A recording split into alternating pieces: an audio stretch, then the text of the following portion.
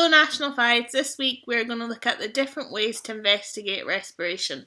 So we're going to talk through numerous different experiments that we would have had a look at in class to look at different ways to investigate the rate of respiration. So this rounds off the topic.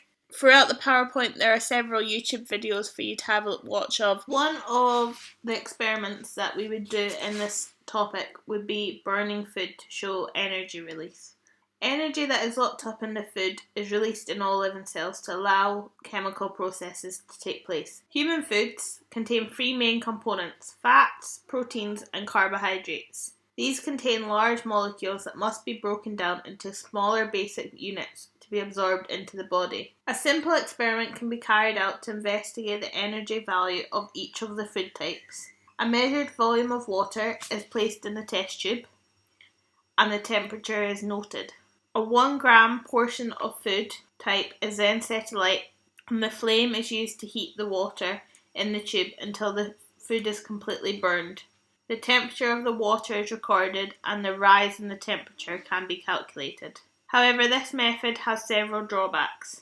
Not all the heat energy from burning the food goes into the water.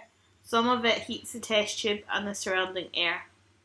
Not all of the food is burned. It is very difficult to make sure that the food stays alight until every last bit of the energy is given out. And it is very difficult to keep environmental factors from interfering with each experiment. For example, drafts in the room can blow the flame out. For these reasons, a more sophisticated piece of apparatus called a calorimeter is used. This gives much more accurate energy values. Using this method, all the heat energy released by the food is measured. So the food calorimeter measures the energy content of the food.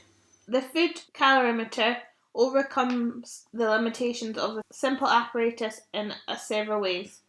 The food sample is enclosed, therefore the loss of heat energy is reduced to a minimum. The stirrer and the coil chimney bring about even distribution of the heat energy released during burning, so it makes sure that the water is of equal temperature no matter where the thermometer is. There is a constant oxygen supply which ensures that the food is completely burned.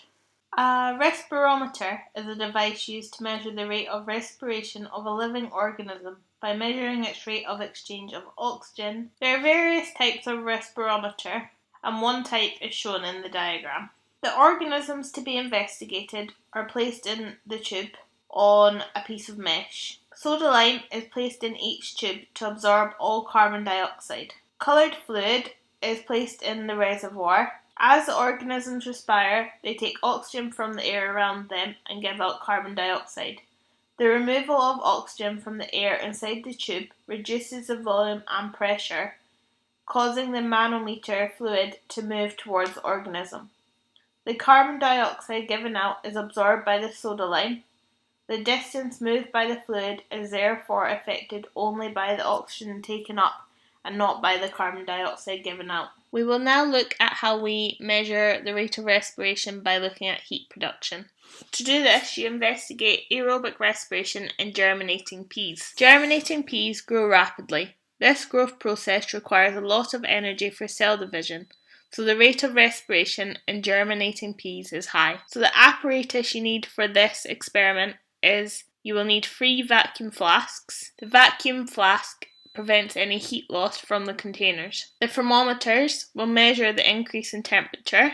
You will need a bung or some cotton wool at the top of the flask, and you will need germinating peas. So in flask A here, we have germinating peas. In flask B, we have peas which have been boiled and then cooled. In flask C, we have no peas. At the side here, we also have our results table. So for each flask, we measured the start temperature and then we measured the end temperature to be able to calculate the temperature change. So in flask A, with our germinating peas, the germinating peas have produced the most heat. This is because the peas will carry out respiration to release the energy needed for growth, and heat energy is produced as it is an exothermic reaction. The peas are also covered in microbes, which will also respire, producing additional heat. In flask B, you will find that there has been a slight temperature change of 1 degree. These peas have been boiled and then cooled. This means that the enzymes have been denatured and can no longer catalyse respiration. These peas haven't been disinfected, so there are still some microbes on the peas, and that is where that temperature change comes from, as the microbes on the peas are still respiring. In flask C, we had no peas at all, and there is 0 temperature change, as no respiration is taking place. Another way to investigate respiration is to look at the carbon dioxide production. You will have often used lime water in class to detect the presence of carbon dioxide, as it turns lime water milky.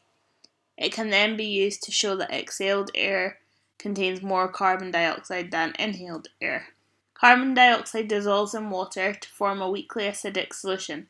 An hydrocarbonate indicator can be used to show the presence of the carbon dioxide in the solution. The hydrogen carbonate indicator turns red when there is a neutral pH, and this shows that there is no carbon dioxide present.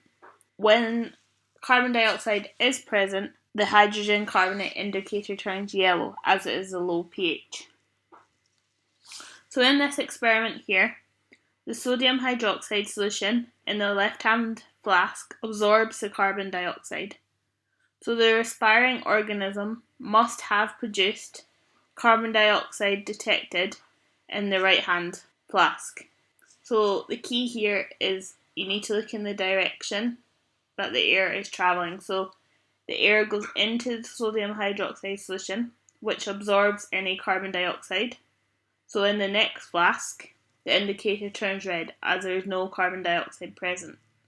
The air then travels into the respiring organism, and as they are respiring, they will give off carbon dioxide, and therefore that turns the hydrogen carbonate indicator in this final flask yellow.